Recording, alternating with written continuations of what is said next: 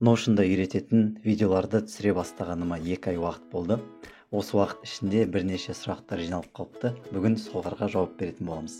Бәріне сәлем, мен атым Саят. Мен сізге Notion арқылы жеке дамуға, әдет қалыптастыруға және өміріңізді реттеуге көмектесемін.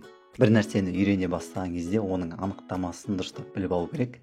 Notion'ның сайтынан олар өздерін қалай позиционировать ететінін қарайтын болсақ, ол all-in-one workplace деп аталады.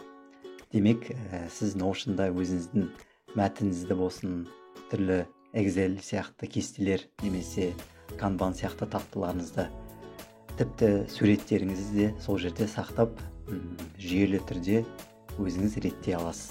Notion'да ұялы телефонда да, компьютерде де және браузерде де қолдана аласыз. Үшеуі де синхронизация жасалып тұрады. Ал Notion сөзінің жалпы ағылшыннан аудармасын қарайтын болсақ, ол түсінік деген сөз, орысша понятие. Яғни сіздің Notion'ыңыз болатын болса, сіздің белгілі бір понятиеңіз болады. Айтқанымыздай, all-in-one бұл жерде бүкіл нәрселер қамтылған және әр нәрсені қалай қоятыныңызды өзіңіз таңдайсыз.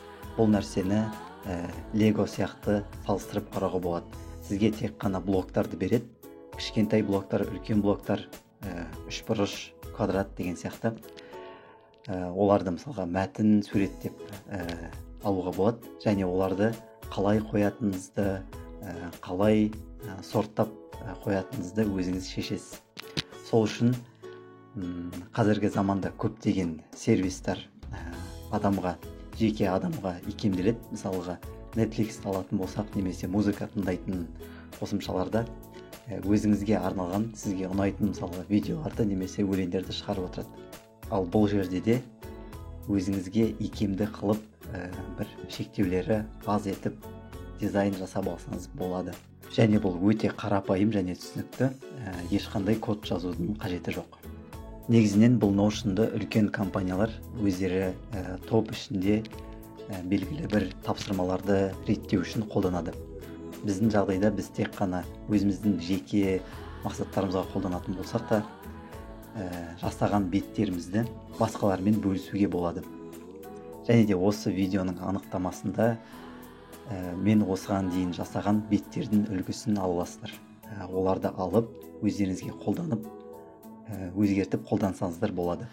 Ал егер сіздер бір бет жасасаңыздар және оны менімен бөліссеңіздер, мүмкін олмағанда пайдалы болар дегендей. Демек, бұл жерде win-win. Мысалға, менің қолданған нәрсемді сіздерде қолдана аласыздар.